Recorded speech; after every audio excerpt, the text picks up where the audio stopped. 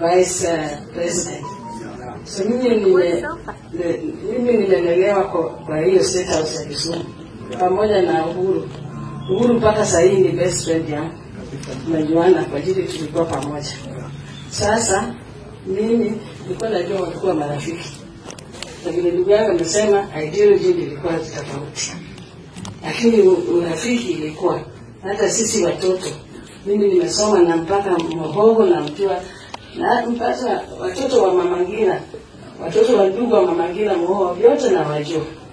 Kwa hii generation hii kitu inafanyika ni hizi za siasa.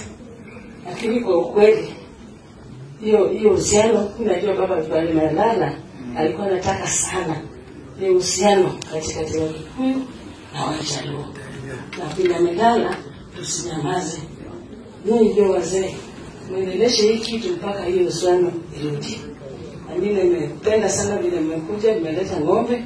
Naenda kuuliza ndugu yangu kwa niaba ya familia yangu, hata kama mimi ni msichana, hata mimi nipate ng'ombe nyingine.